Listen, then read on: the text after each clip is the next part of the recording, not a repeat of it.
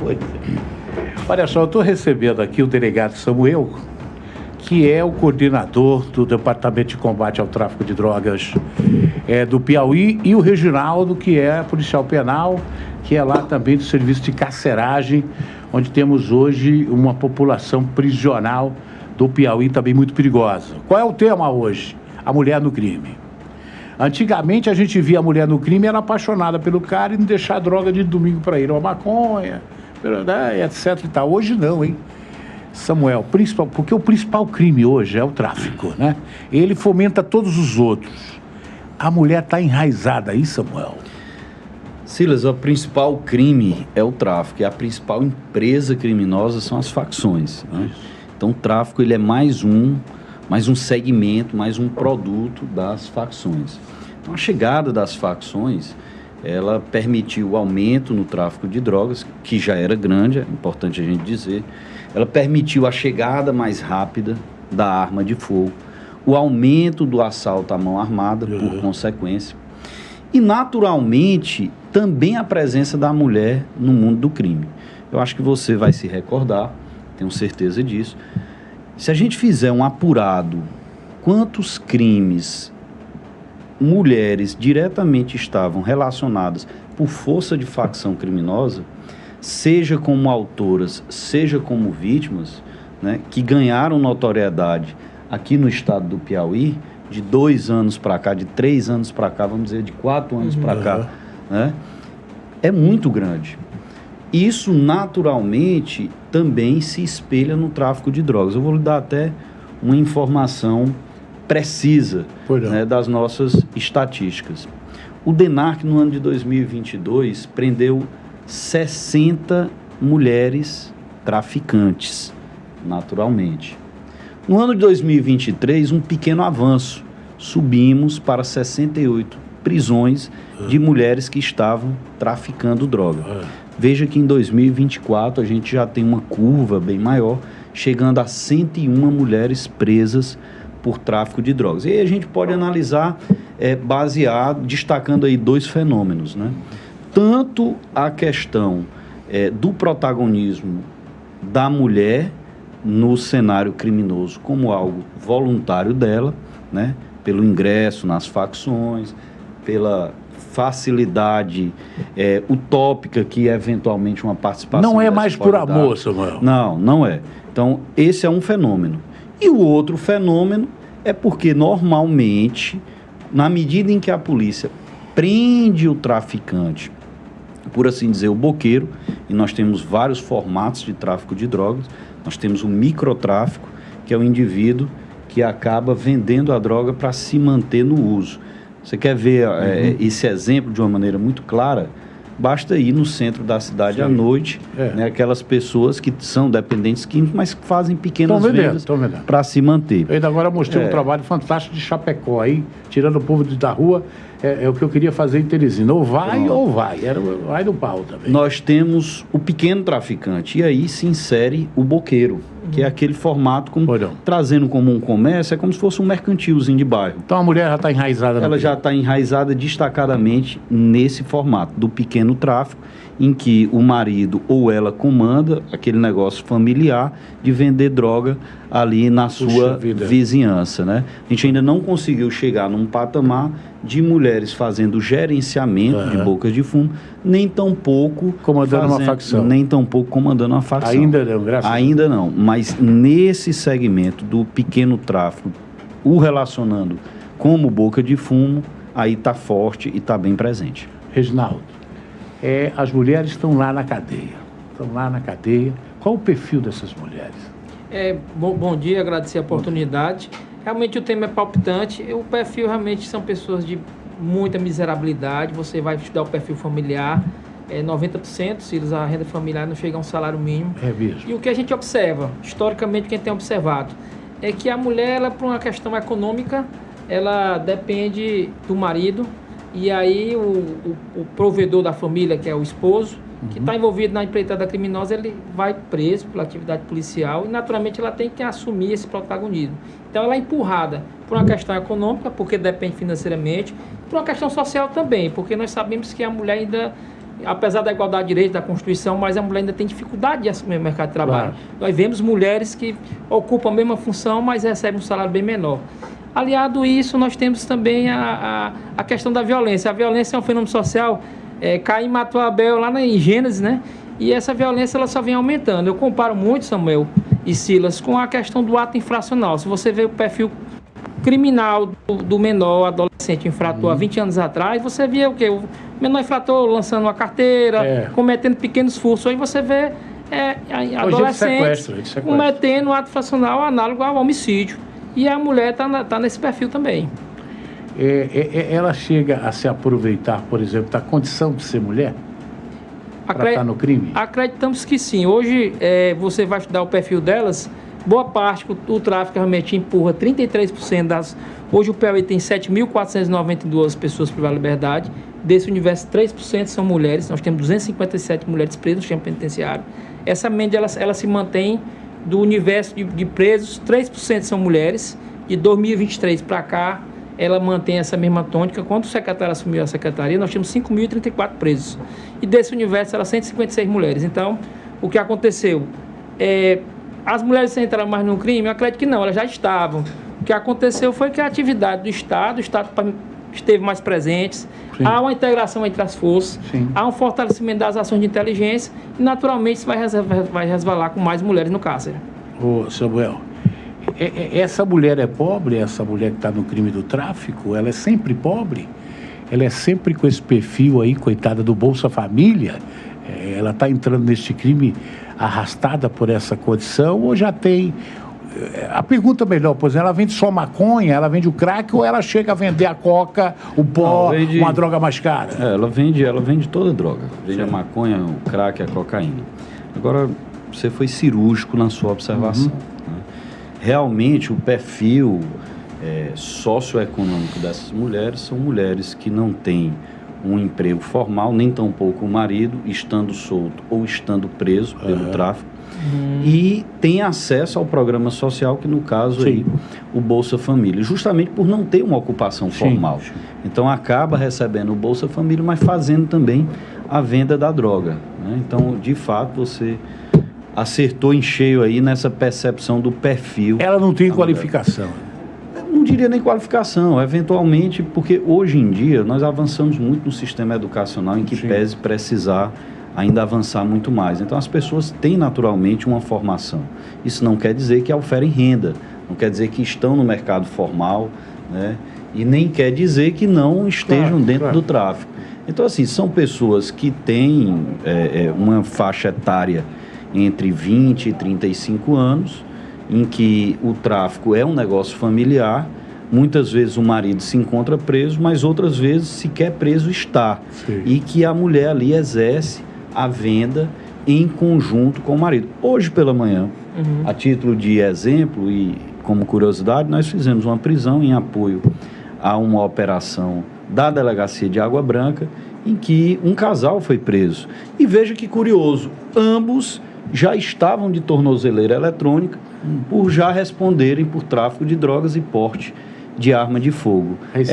Esse casal, um casal jovem, girando aí em torno de 25 anos, e que agora já responderão novamente por um novo crime de tráfico e, pelo que dá a entender, numa postura totalmente ativa para não sair do crime.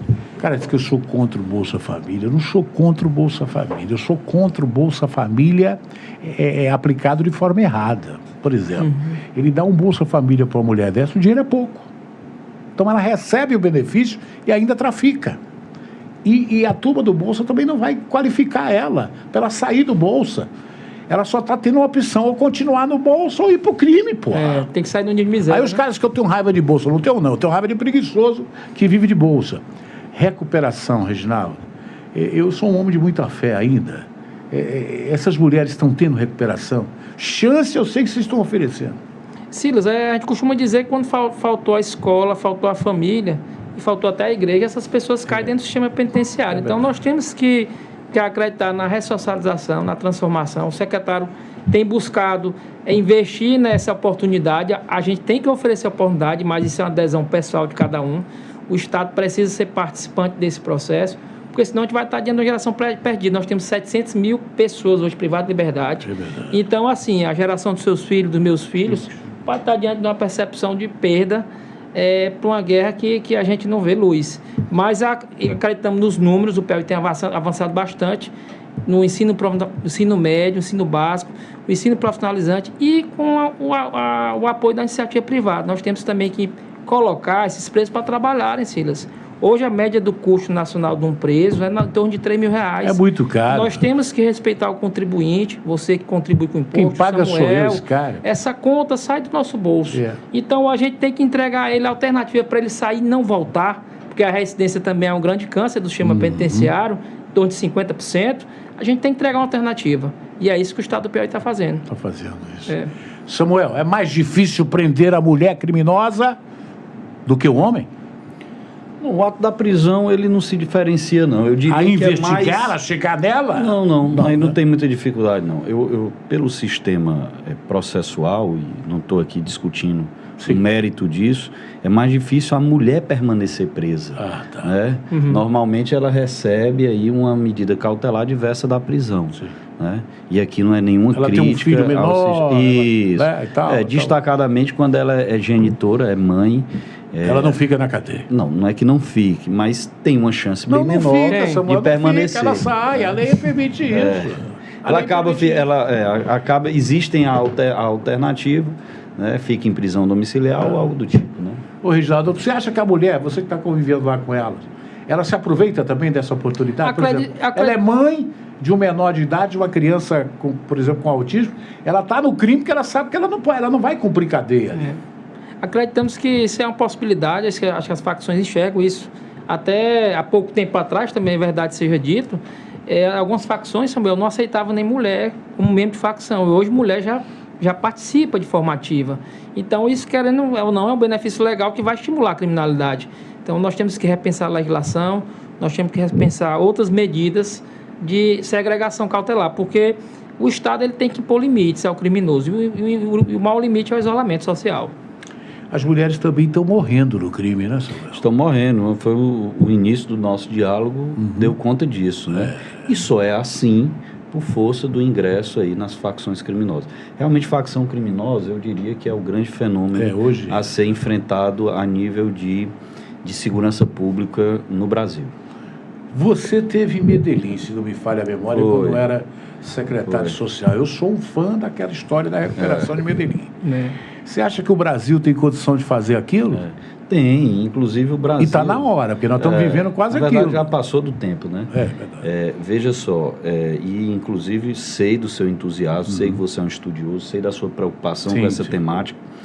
E de fato estivemos lá, a questão municipal no enfrentamento ao tráfico é muito relevante, né? Lançamos até naquela oportunidade um programa que foi o Vila Bairro Segurança, mais focado nos 13 bairros que compõem o projeto Lagoas do Norte. De fato alcançamos, em parceria com o batalhão da área e, é claro, trabalhando a Guarda Municipal, uma redução violenta dos índices de criminalidade naquela região.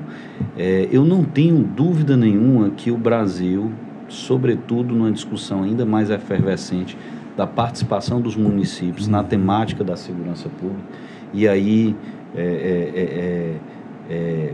é importante nós termos isso de uma maneira bem madura. Sim. Né? O Estado, ele é o responsável pela segurança pública no conceito de repressão. Sim. Mas nós precisamos que a União entre com maior relevância no custeio, no real financiamento. Né? Nós precisamos que o município também absorva, e existe uma tendência, né, principalmente com o poder de polícia que a Guarda tem cada vez mais alcançado, mas o município, até porque a pressão maior social se dá no prefeito. No município. Né? Então essa ostensividade ela é ainda mais sentida no âmbito municipal. Mas o município ele tem esse papel preventivo e de correlação.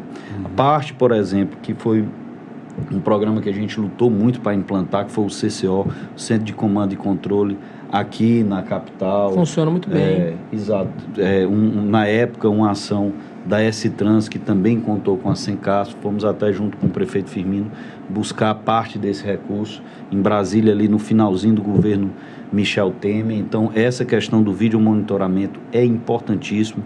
O município pode entrar, além disso, com o estudo da verificação da própria documentação de abertura dos estabelecimentos. Você veja, Silas, é possível que a gente...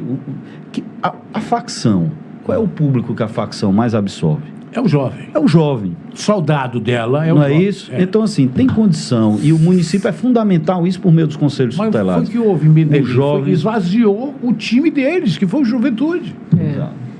Então, assim, o jovem, ele tem que ser realmente acompanhado. A não presença do bar, né, na questão do bar. Todo esse contexto não é só iluminação. Não. É uma requalificação. O próprio projeto Lagoas do Norte, ele é um embrião nisso. Muito do que nós observamos lá em Medellín, embora o projeto Lagoas do Norte seja uma questão de drenagem, mas ele teve uma discussão de requalificação urbana. O tom de urbanização foi gigantesco, bem parecido, né? Exato. Então eu acho que o município ele entra muito nisso. Agora lá, tanto em Bogotá como em Medellín, houve uma incorporação da sociedade, todo mundo, e isso foi pauta principal. Né? Isso foi pauta principal. E isso eu acho que é o que a gente precisa, é enxergar. A segurança pública, por muito tempo, Silas, foi relegada a um papel de problema que vamos botar aqui para debaixo do tapete. Né? Ô, Reginaldo, me diz uma coisa, a mulher é mais sensível que a gente. Na política, na família e na cadeia. Ela continua essa sensibilidade ou no crime ela perdeu essa sensibilidade? A gente observa que elas já chegam mais embrutecidas, o protocolo de segurança para o homem é igual ao da mulher, então a gente trata como interno. Não há essa diferença em relação a ser homem ou mulher. Claro que guarda as proporções do próprio sexo feminino, mas a parte de segurança não há nenhuma regalia em relação às mulheres no sistema penitenciário. Certo. A mulher comanda o crime de dentro da penitenciária? Não, porque o Piauí, hoje nós temos que louvar, e a gente como Piauí se esquece de fazer isso, de louvar o que a gente tem de positivo. Claro. O sistema penitenciário do Piauí, há muito tempo, não tem celular no regime fechado. Você vai bem aqui no Ceará, você vai bem aqui em São Luís. Então, assim, a polícia, as forças de segurança trabalham de forma integrada e a polícia penal, como esse grande elo forte que compõe a segurança pública, mantém o isolamento. E isso garante o quê? Melhor controle da massa, menores índices de criminalidade nas ruas. Nós não temos um problema que tem o Pará, o Rio de Janeiro, que o cara está dentro de uma cela lá, ordenando morte de pessoas, comandando operações financeiras. Então isso é positivo, mas nós precisamos avançar mais e nós vamos avançar na parte do trabalho. Entendo. Samuel, a sociedade ajuda o tráfico e aí está inserida a mulher. A sociedade, de certa forma... Porra, eu cheguei numa eleição aí, que eu tenho aquele programa de escolinhas de futebol e o cara disse, seu Silas, essa semana você não precisa dar cesta da mãe que o cara aí deu. De quem é o cara? É esse cara. Não, o cara é o traficante. Cooptando. A sociedade tem contribuído com isso? Ela está se rendendo a isso? Eu não diria que de uma forma geral isso seja verdade, mas é fácil perceber que algumas comunidades, inclusive, homenageiam com o nome o próprio traficante, né?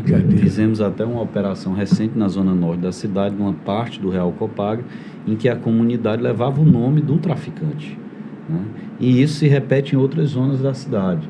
Então, esse é um modelo carioca que, infelizmente, é replicado em todo o Brasil, né? O traficante, ele trabalha naquela lógica de quanto menos problema, melhor. Para que você não tenha problema, você precisa não ser denunciado. Para que você não seja denunciado, é interessante que você tenha um controle social ali da sua vizinhança, da sua comunidade. Então, entra muito nesse sentido. Reginaldo, faça as suas considerações finais, Reginaldo. Gostaria de agradecer o espaço, dizer que a Polícia Penal está aberta. Nós estamos lá com um desafio muito grande. Nós temos uma cidade sob grades. Foi uma grande conquista, hein? Nós estamos lá realmente para contribuir. Eu sempre lutei pela Polícia Penal, inclusive quando estive na Câmara, porque eu acho uma grande conquista. Aliás, eu acho que vocês assim, não concordavam, mas eu acho que tinha que ter o delegado penal lá para fazer a investigação lá dentro. Eu sempre defendi isso. Aí o Eldelmaro queria me bater, os outros delegados lá, os caras ficavam bravos. Mas eu sempre defendi que lá tivesse o seu departamento de polícia, porque já é muito crime para essa turma estar aqui fora. É o Estado, né? É o Estado como todo. Mas a gente agradece o espaço aqui, estamos aqui num momento muito feliz, discutindo segurança pública. Eu acho que a gente precisa. E realmente eu acredito que, como o Samuel falou, temos que trabalhar a prevenção. O Estado tem feito esse controle da ação repressiva, prender muitas pessoas, mas temos que avançar em enxergar esses jovens, os jovens adultos que hoje saem perspectiva assim, não perspectiva do mercado de trabalho. O que você diria para uma mulher agora que está no crime ou está pensando em entrar no crime ou vai entrar levado pelo namoro, pela aventura, Samuel? A outra alternativa, né? Eu penso que é fácil perceber que é um caminho que não tem muita retribuição. Entendeu? É difícil você enxergar um jovem que chegue de fato à fase adulta ou consiga envelhecer caminhando, trilhando esse caminho, né?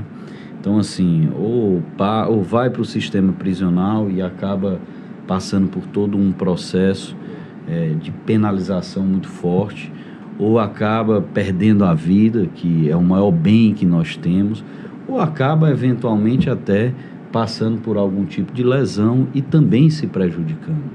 Então, eu não consigo ver uma luz no fim do túnel quando se opta por esse tipo de caminhada. Então, o conselho que eu diria é que a mulher, embora o lugar de mulher seja onde ela quiser, onde ela queira, mas eu penso que estar no crime não é uma boa opção. Eu acho, só para terminar, que se as mulheres não tivessem no crime desse tamanho, ele estaria mais fraco. Certamente. Porque onde não tem mulher, o homem fica perdido. E elas são mais inteligentes. As mulheres são mais sensíveis, são mais inteligentes. Então, se elas derem uma retraída, a gente vai ter condições de encarar esses caras mais facilmente. Tá bom? Obrigado, Reginaldo. Satisfação. Obrigado, Samuel. Obrigado. Parabéns, está fazendo um grande trabalho. Meu irmão, obrigado pelo apoio. Abraço. Abraço. Até uma próxima oportunidade.